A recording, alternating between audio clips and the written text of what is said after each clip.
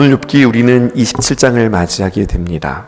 욥기를 묵상하면서 여전히 떠나지 않는 질문 한 가지가 있어요. 욥은 자기 스스로 어쩌면 저렇게 당당할 수 있을까? 어쩌면 욥은 그렇게 자신이 죄 없음을 저토록 주장할 수 있을까? 어떻게 욥은 나는 하나님 의인입니다 라고 어떻게 저렇게 당당하게 이야기할 수 있을까? 이것이 참 궁금합니다. 로마서 3장 10절에는 분명히 이렇게 우리에게 이야기하고 있거든요. 띄워주실까요? 로마서 3장 10절에 있는 말씀입니다. 기록된 바 의인은 없나니 하나도 없으며. 의인은 없다라고 하는 것을 두 번 강조하고 있어요. 의인은 없나니 there is no one righteousness. 여러분, 의인은 없다 이렇게 이야기하고 not even one, 아무도 단 한 사람도 없다 이렇게 이야기하는 거예요.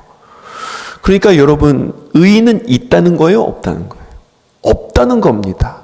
not even one, 한 사람도 없다 이렇게 우리에게 이야기하고 있거든요. 그런데 욥은 어떻게 나는 의롭습니다, 나는 정직합니다, 나는 죄 없습니다 라고 이토록 주장하고 그리고 강조하고 있는 걸까요? 먼저 이것부터 우리가 잘 정리하고서 오늘 우리가 27장을 만나게 되어야 하는데요. 이 질문에 대한 열쇠, 이미 욥기를 시작하면서 1장에서 이렇게 우리에게 말씀해주고 있습니다. 욥기 1장 8절에 있는 말씀이에요. 여호와께서 사탄에게 이르시되 내가 내 종 욥을 주의하여 보았느냐? 욥에 대해서 이야기하는데 네 가지로 이야기해요. 그와 같이 온전하고 정직하며 하나님을 경외하고 악에서 떠난 자는 세상에서 없다. 오직 그 한 사람뿐이다. 이렇게 말씀해 주고 있거든요. 욥에 대하여서 온전하다, 정직하다, 하나님을 경외한다, 악에서 떠난 자는 없다. 이렇게 하나님께서 칭하여 주시고 말씀해 주세요. 우리가 조금 길지만 이거 먼저 살펴보고 그리고 오늘 우리가 27장을 만날 때 이것이 해석되어집니다. 첫 번째, 온전하다라고 하는 것은 욥이 온전하다, 주님께서 이렇게 말씀해 주셨거든요. 완전하다, 퍼펙트하다, 이거와는 여러분들 구분하셔야 됩니다. 그러니까 성경은 참 잘 번역했어요. 욥은 완벽하다, 완전하다가 아니라 온전하다예요. 그럼 완전하다와 온전하다의 차이점은 무엇일까요? 완전하다라고 하는 것은요, 무결점이라는 말 아세요? 무결점, 결점이 없다는 말이에요. 이 결점이 없음을 강조하는 말이 완전한 거예요. 완전한 분은 오직 하나님 한 분뿐이십니다. 욥을 가리켜서 완전하다고 이야기하지 않고 온전하다고 이야기해요. 온전하다는 것은 어떤 부분이 강조되었냐면 마음의 마음가짐과 태도에 대한 부분들이 강조되었는데요. 진정성 그리고 진실성을 강조한 단어입니다. 온전하다라고 하는 말을 사용한 성경의 용례를 보면 여호수아서 24장 12절에서 14절에 보면 이런 대목이 나옵니다. 여호수아가 이스라엘 백성들을 세겜에 모았어요. 그리고 그들에게 다시 한번 권면하고 신앙을 촉구하는데, 자, 너희들 한번 생각해보자. 이렇게 하면서 뭐라고 말씀하시느냐? 12절에 내가 왕벌을 너희 앞에 보냈다. 그리고 아모리 족속의 두 왕을 너희 앞에서 쫓아나게 하였으니 너희가 칼이나 너희의 활로 이같이 한 것이 아니며. 자, 생각해보자. 너희들이 전쟁했지. 근데 너희들이 전쟁에서 이긴 것이 너희들의 칼이나 너희들의 활로 이긴 것이 아니라 내가 전쟁에서 이기게 했다. 너희들 그거 기억하니? 이거 하나님께서 물으세요.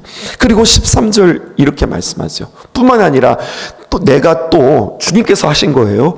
너희가 수고하지 아니한 땅과 너희가 건설하지 아니한 성읍을 너희에게 주었으니 너희들이 살고 있는 그 땅을 너희가 뭔가를 정복한 것이 아니라 내가 너희들에게 준 땅이잖아. 심지어는 그 땅에서 너희가 그 가운데서 거주하며 너희는 너희가 심지 아니한 포도원과 감람원의 열매를 먹는다. 너희들은 그 땅에 살 뿐만 아니라 그 땅에 있는 소산을 너희들은 먹고 사는 사람들이잖아. 뿐만 아니라 14절에 그러므로 이제는 여호와를 경외하며, 내가 바로 이러한 자야. 전쟁에서 이기게 한 자요, 너희들에게 땅을 허락한 자요, 땅을 허락한 것뿐만 아니라 그 땅에서 얻는 소산을 먹게 한 자가 바로 나야. 그런 나를 너희들은 경외하며 어떻게? 온전함과 진실함으로 그 하나님을 섬기고 그 하나님을 예배해라.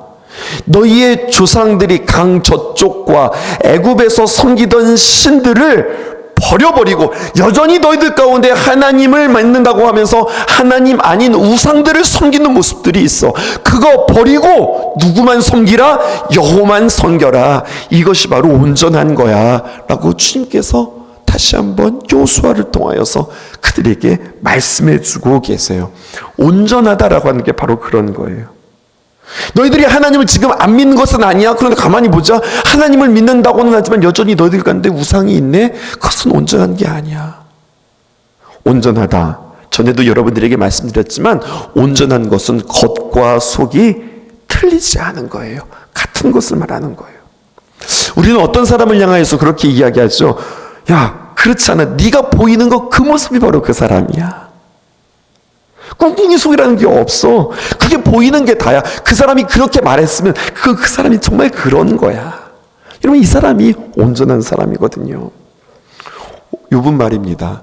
그가 일하는 모습이라든지 그가 하는 말이라든지 그의 행동이라든지 그의 마음, 그의 속과 그의 겉이 같았던 사람이라고 하는 거죠. 그러므로 온전하다라고 하는 것은 죄가 없고 완전하다 이런 뜻이 아니라 인격적으로 주님 앞에 진실하다는 뜻이에요. 욥은요, 자기 스스로 자기가 죄가 없다고 이야기하지 않아요. 욥기 13장 26절에 보면 젊었을 때 자신이 지었던 죄를 자기 스스로 인정합니다. 그런 대목이 있어요. 또 욥기서 14장 16절에 보면 자신의 현재의 죄를 인정하는 대목도 있어요. 그러니까 자기가 죄인이라고 이야기하고 있거든요. 그럼에도 불구하고 자신은 어떻게 하느냐? 온전하다. 하나님을 향해서 늘 진실하기를 원하고 또 진정성으로 주님 앞에 나아가기를 원하는 자다. 그 마음을 하나님이 알아주셨어요. 또 그는 어떠한 자냐? 정직하다는 하나님과의 관계 속에서 온전하다라고 표현한다면 정직하다라고 하는 것은 사람과 사람 사이에서예요. 우리는 정직이라고 하는 단어를 어떻게 해석하고 있냐면 거짓말하지 않아. 이것을 정직하다 이렇게 이야기하죠. 성경에서 정직하다고 하는 것은요, 솔직하며 사람과 사람 사이에서 배신하지 않고 공정하게 거래하기 때문에 동업하기에 참 좋은 사람, 같이 일하기에 참 좋은 사람, 이 사람을 정직하다고 그래요. 욥은 그렇게 사람과 사람 사이에서 그런 사람이었다는 거예요. 또 하나님을 경외한다라고 표현했습니다. 이것은 욥의 신앙을 설명하는 단어입니다. 욥이 하나님을 경외했다. 여러분, 경외는요 아주 구체적인 그림 한 가지를 우리에게 주는데, 경외라고 하는 것은 사랑과 두려움을 함께 포함하는 단어입니다. 그리고 참 애정이 담긴 공경이라 할 수 있겠어요. 당시 유대인의 정통 가운데 하나님의 자녀라고 하면은 하나님뿐만 아니라 그들이 그 집의 가장 아버지의 말씀에 그들은 언제나 겸손하고 조심스럽게 아버지가 이야기할 때 그 앞에 엎드렸어요. 이게 참 경외하는 모습이었어요. 욥은 하나님 앞에 굴종하거나 복종하지 않았습니다. 하나님을 향한 경외조차도 그는 온전하고 정직하기를 원했어요. 하나님에 대하는 모든 분에 대해서 하나님께 맞춰드리기를 원했고 하나님의 기쁨이 되어지기를 원했던 사람이 바로 욥이었던 겁니다. 그런데 말이에요, 욥기가 쭉 진행되어지면서 하나님께서 세상을 다스리시는 그 하나님의 방식에 대해서 내가 알고 있던 그 하나님이 아니기에 그는 혼란스러울 수밖에 없는 겁니다. 그래서 자꾸만 하나님 앞에 묻는 거예요. 그러니까 여러분, 혼란스러움에 진지하게 하나님 앞에 묻고 고민하는 모습을 보게 되어지는 거예요. 하나님을 경외한다라고 하는 것은 시끄러운 소리 하지 말고 잠만 말고 그냥 덮어놓고 믿어, 덮어놓고 순종해. 하나님이 하라고 하면 그냥 하는 거야. 할 수 있어요. 근데 욥은 그렇게 하고 싶지 않았던 거예요. 하나님을 추구하고 하나님을 알고 하나님을 내가 이해하면서 하나님의 기쁨이 무엇인지 알고 그렇게 하나님을 경외하고 싶었던 마음이 욥에게 있었던 거죠. 마지막으로 그는 악에서 떠났다고 하는 말은요, 늘 하나님 앞에서 회개했다라고 크리스토퍼 애쉬는 십자가의 지혜 욥기라고 하는 책에서 그렇게 이 부분을 해석하고 있어요. 악에서 떠났다는 말은 늘 하나님 앞에 회개했다고 하는 말이다. 날마다 회개했고 생각하거나 말하거나 행동할 때마다 그는 악에서 떠나는 것이 몸에 배었던 사람이다. 그 늘 하나님 앞에 회개했던 사람인 거죠. 이렇듯 욥기에서 욥을 설명할 때에 그는 완전한 자가 아니라 진실로 정확하게 하나님 앞에 하나님을 신뢰하는 신자였고 오늘날 우리들의 성도의 표본이다. 이렇게 이야기하는 거예요. 완전한 자는, 이 땅을 거니신 완전한 자는 오직 예수 그리스도 한 분뿐입니다. 욥은요 그렇게 진실한 성도로 소개되어지고 있어요. 그러면서 이제 욥기 27장을 만나는 겁니다. 앞에 있었던 이 욥을 전제하면서 신자는 누구인가, 성도는 누구인가, 오늘 본문을 통하여서 세 가지로 우리에게 가르쳐주고 있어요. 첫 번째는 바로 무엇이냐면 1절에서 6절입니다. 성도는 자신과 하나님과의 관계를 자랑하는 사람입니다. 우리에게 이렇게 이야기하고 있습니다. 5절 말씀 볼게요. 5절과 6절 봅니다. 이렇게 기록되어져 있습니다. 5절, 나는 결코 하면서 무엇 하지 않겠고 나는 무엇 하겠습니다. 아주 강조하는데요. 나는 결코 너희를 옳다 하지 아니하겠고 내가 죽기 전에는 나의 온전함을 버리지 아니할 것이라. 확신 있게 이야기하죠. 결코 이렇게 할 것이라. 또 6절 볼까요? 내가 내 공의를 굳게 잡고 놓지 아니하리니 내 마음이 나의 생애를 비웃지 아니하리라. 이렇게 이야기합니다. 언뜻 보면은요, 여러분 너무 자신감이 있는 것 같아요. 허언 같아 보이고 오만 같아 보이고 너무나도 지나친 자신감과 같은 그런 확신 같아 보여서 조금 우리한테는 불편합니다. 그런데 욥은 자신이 본래 어떤 사람인가를 자랑하거나 기뻐하는 사람이 아니었다는 거죠. 하나님이 나를 어떤 사람으로 만드셨고 어떤 사람으로 만들어 가시는가, 이것을 자랑하고 이것을 기뻐하는 사람이었어요. 그래서 욥이 가장 무섭고 가장 혼란스럽고 가장 슬픈 고난 가운데 있을 때에 붙잡는 게 있었어요. 하나님이 나에게 뭐라고 말씀하셨지? 하나님이 나를 어떻게 대해주셨지? 그 하나님과의 관계 속에서 이 어려움을 이겨나가는 겁니다. 예수님을 생각해 볼까요? 예수님의 사역의 마지막 십자가에서의 고통당하실 때 예수님께서 그 고통을 어떻게 이기셨을까요? 그냥 꽉 참고 시간만 지나라. 시간만 지나면 내가 이 사명 감당한다. 정말로 이를 악물고 고통을 이기셨을까요? 예수님의 사역의 마지막은 예수님의 사역의 시작을 기억하면서 그 마지막을 버텨내셨던 거예요. 예수님의 사역의 시작을 우리는 예수님께서 요단강에서 세례받을 때로 우리는 기억합니다. 그때 예수님께서 단순히 세례받은 것으로 끝난 것이 아니라 예수님께서 요단강에서 세례받으실 때에 마태복음 3장 17절에 보면 이렇게 기록되어져 있습니다. 하늘로부터 소리가 있어 말씀하시되 이는 내 사랑하는 아들이요 내 기뻐하는 자라 하시니라. 이 말씀을 기억했어요. 이 말씀을 붙잡았다고요. 여러분, 이것은 비단 예수님께만 들려주시는 말씀이 아니라 우리 성도 한 사람 한 사람을 가리켜서 이는 내 사랑하는 아들이요 이는 내 사랑하는 딸이요 이는 내 사랑하는 성도요 내 기뻐하는 자라.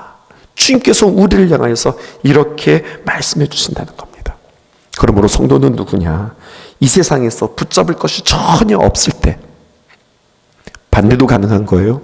이 땅에서 의지하고 붙잡을 것들이 너무너무나 많을 때, 그때 그때 이 세상에 무엇을 붙잡는 자가 아니라 하나님과의 관계 속에서 하나님의 말씀을, 하나님과의 관계 속에서 그 하나님과의 사귐을 붙잡고 그 안에서 당당할 수 있는 사람, 이 사람이 성도라, 이렇게 성경은 우리에게 이야기해 주고 있는 겁니다.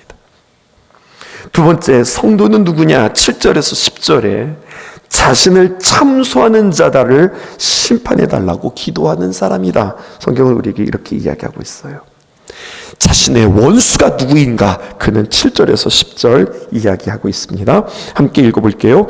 나의 원수는 악인같이 되고 일어나 나를 치는 자는 불의한 자같이 되기를 원하노라. 여러분, 여기서 나의 원수는 누구일까요? 지금 자신의 친구들을 이야기하는 걸까요? 나의 원수는 악인같이 되고 일어나 나를 치는 자는 불의한 자같이 되기를 원하노라. 언뜻 들으면 이 욥에게 찾아온 새 친구들을 언급한 것 같습니다. 그런데 보세요. 좀 더 볼까요?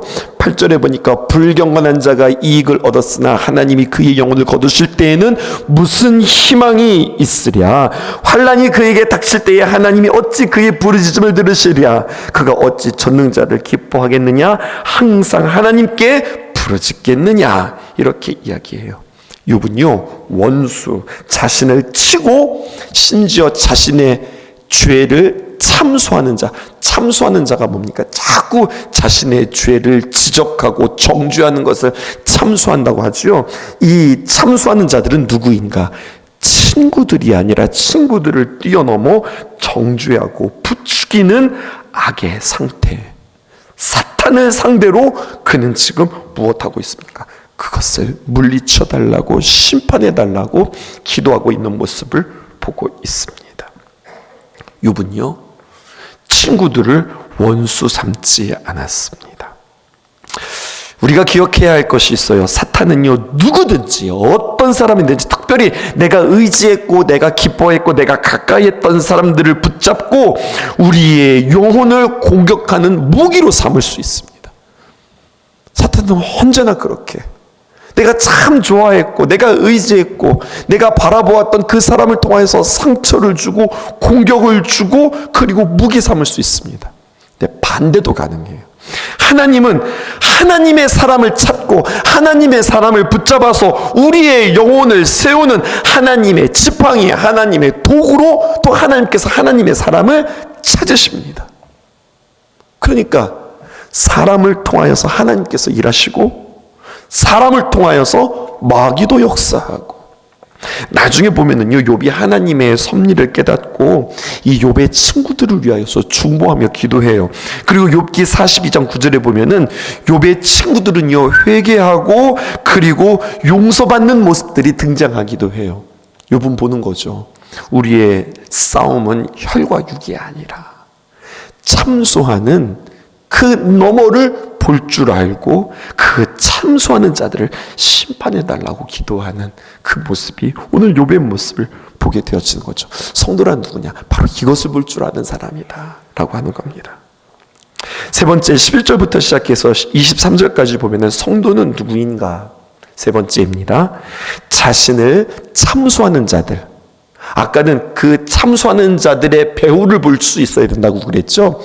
3절은요, 자신을 참소한 그 사람들, 그들이 처한 위험을 경고하는 사람들이어야 된다는 겁니다. 이게 성도라는 거예요.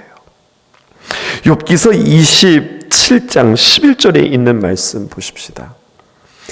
욥이 하는 말입니다. 하나님의 솜씨를 내가 너희에게 가르칠 것이요 전능자에게 있는 것을 내가 숨기지 아니하리라. 욥이 이렇게 이야기해요. 하나님의 솜씨를 내가, 여기서 말하는 나는 누구입니까? 욥이지요. 너희에게 가르칠 것이요. 누굽니까? 너희는 누굽니까? 욥의 세 친구예요. 여러분 생각해 보세요. 욥, 지금 누가 누구를 가르친다고 지금 말하고 있는 거야? 지금 욥의 친구들이 와가지고 욥 정신 차려. 네가 지금 왜 고난당하는 줄 알아? 네가 왜 이렇게 힘든 줄 알아? 누가 누구를 가르치고 있어요? 욥의 친구들이 욥을 가르치고 있잖아요. 이런 사람들 앞에서 자, 내가 하나님의 솜씨를 내가 너희들에게 가르칠 거야. 이렇게 이야기하면, 자, 생각해 보세요. 욥의 친구들이 아, 그렇구나 고개를 끄덕끄덕거리면서 그 욥의 가르침을 받아들일까요? 아니야, 안 받아들이지 않을까요? 너나 잘해. 누가 지금 누구를 가르친다고 그래? 하면서 오히려 핀잔을 주고 귀를 막지 않을까요? 근데 여러분, 우리의 모습을 이렇게 볼 때 우리는 그 수고로움을 하고 싶지 않은 거예요. 찾아와서 목사님 가르쳐 주세요. 목사님 알려주세요. 이런 건 어떻게 이렇게 뭔가를 묻고 질문하는 자에게 가르쳐 주는 것은 얼마나 행복하고 기쁜 일일까요? 참 즐거운 일이겠죠. 그런데 관심 없는 자들에게 굳이 내가 가서 별로 그것에 대하여서 생각하지 않는 사람들에게 굳이 내가 가서 그것들을 가르칠 필요가 있을까? 더 적극적으로 나를 반대하고 내 말을 듣고자 하지 않는 자들에게, 오히려 나에게 가르치려고 하는 자에게 내가 가서 무언가를 가르친다? 이런 굳이 이런 수고를 우리가 해야 될 필요가 있을까요? 근데 지금 욥은 어떻게 한다는 겁니까? 지금 욥이 몰라요? 지금 분위기를 모릅니까? 친구들이 지금 자신에게 어떤 마음과 어떤 자세로 찾아온다는 것을 지금 욥이 모르고 있어요? 알고 있음에도 불구하고 내가 말하면 저들이 들을 거야 라고 하는 믿음이 어쩌면 없었을런지도 모르겠어요. 하지만 여러분, 그들이 앞으로 처할 위험이 어떤지가 보이기에 그는 말하지 않을 수 없었던 거예요. 예수님이라면 어떻게 하셨을까를 생각했습니다. 예수님이 듣지 않고자 했던 서기관과 바리새인들과 또 사두개인들과 대제사장에게 예수님께서는 어떻게 하셨을까요? 아이고, 저것들은 하고서 아예 그냥 제외시키고 아예 쳐다보지도 않고 아예 그들은 상대하지 않으셨을까요? 아니에요. 참 격정적으로 주님께서 표현하셨지만 참 안타깝게 그들을 향하여서 꾸짖고 나무라시고 그리고 그들을 향하여서 하나하나 말씀하셨던 이유는, 여러분, 예수님 그렇게 말씀하지 않으면 오히려 그들과의 갈등도 없고 오히려 사역이 훨씬 더 편하셨을걸요. 오히려 그것 때문에 예수님의 사역은 더 단축되었을런지도 모르겠습니다. 그 일들 때문에 더 많은 이들에게 미움을 받았을런지도 모르겠습니다. 하지만 그들의 처한 위험이 예수님에게는 보였기에 여러분, 그들을 미워해서가 아니라 그들 한 사람이라도 주님께 돌아오기를 소원하는 심령으로, 복음을 단 한 사람이라도 듣기를 원하는 그 마음으로 예수님은 끊임없이 바리새인들과 사두개인들과 예수님을 반대하는 그들을 향하여서 정면으로 맞서서 그들에게 말씀하셨던 그 예수님을 보게 되어져요. 이게 성도들이 가져야 할 야성입니다. 성도들이 가져야 할 사람들에 대한 태도입니다. 내가 굳이 그러고 싶지 않다. 혹시 이런 모습으로 우리는 이 땅을 살아가고 있지는 않은지. 한 주간 여러분 대강절을 어떻게 준비하고 계셨어요? 또 여러분 성찬을 어떻게 준비하고 계셨어요? 여러분들의 금식은 여러분들의 삶에 어떤 유익이 있으셨어요? 우리는 다시 한번 주님 앞에서 온전하기를 원합니다. 더 진실함과 더 중심을 가지고 그냥 또 오는 또 한 번의 크리스마스, 또 한 번의 대강절, 동영 성찬 또 한 번 하는구나, 이것이 아니라 한 번의 성찬이 우리에게는 너무나도 소중하기를 원해요. 우리가 맞이하는 이 대강절이, 예수님을 맞이하는 이 모습은요, 여러분 우리가 연습하셨으면 좋겠어요. 우리는 대림절이라고도 이야기하고 대강절이라고도 이야기하거든요. 대림절은 주님 오심을 우리가 기억하면서 성탄절을 우리가 기억하는 것을 대림절이라고 그래요. 그런데 대강절은 이 의미가 조금 더 확장되어집니다. 장차 오실 예수님, 재림하실 그 주님을 기다리는 마음까지 포함되어져 있어요. 그러니까 대림절, 대강절 혹은 강림절이라고 표현하는데, 강림절은 성령 강림도 있고 또 예수님의 강림도 있으니까 이것은 모호함으로 강림절이라고 하는 표현은 잘 쓰지는 않지만, 여러분 우리는 대림절을 맞이하면서 예수님이 이 땅에 오시는 그날을 준비하고 연습하는 귀한 시간이었기를 주님의 이름으로 축복합니다. 언제 어떻게 도둑과 같이 임하실 그 주님이실 텐데요, 아이고 깜짝아, 예수님 이렇게 오실 줄 몰랐는데 허둥지둥 되는 게 아니라 우리 연습했잖아요. 매년마다 연습했잖아요. 성탄절이 올 때마다 우리는 성탄절 메리 크리스마스, 크리스마스 너무 행복해요. 즐거운 크리스마스예요. 이것이 아니라 진정한 크리스마스는, 진정한 성탄절은 이 땅에 오실 재림하시는 그 주님을 우리가 연습하는 귀한 시간이기를 주님의 이름으로 축복합니다. 그 마음, 그 중심, 그 진실함으로 성찬을 대할 때 펄펄펄펄 떨리면서 두렵고 떨리는 마음으로, 정말로 가슴 뭉클한 마음으로, 정말로 그냥 우리가 준비한 떡과 그리고 포도주지만 정말로 예수님의 살점을 먹는 것처럼, 예수님의 보혈을 마시는 것처럼, 내가 예수님의 사랑을 내가 덧입없어 이것을 알지만 정말 내 입으로, 촉각으로, 또 내 입맛으로, 내 혀로 그것을 느끼면서 그렇게 내가 예수님을 먹는다. 예수님의 살을 내가 씹어 먹는다. 내가 예수님의 보혈을 내가 마신다. 그분이 내 안에 이렇게 목에 넘어가 이렇게 들어간다. 이것을 느끼면서 내가 주님과 하나 되었고, 주님이 나를 성도라 말씀하시고, 주님이 나를 거룩하다 말씀하시고, 주님께서 나를 의롭다 말씀하심을 이렇게 체험하는 귀한 진지한 시간 되어지기를 주님의 이름으로 축복합니다. 다음과 같은 세 가지 기도 제목 가지고 우리 함께 기도하겠습니다. 첫 번째, 하나님과 신실한 관계 속에서 온전한 사람이 아니라, 완전한 사람이 아니라 온전한 사람이 되게 하소서. 두 번째, 내가 씨름하고 싸워야 할 대상이 사람이 되지 않게 하소서. 세 번째, 내가 싸우되 영적 전쟁임을 알아 말과 힘으로 싸우는 것이 아니라 하나님, 내가 기도로 싸우는 자 되게 하소서. 이 기도 제목 가지고 오늘 함께 기도하고 내일 주일을 맞이하는 저와 여러분 되기를 주님의 이름으로 축복합니다. 기도하겠습니다. 우리 주 하나님, 그 영광과 존귀를 받기에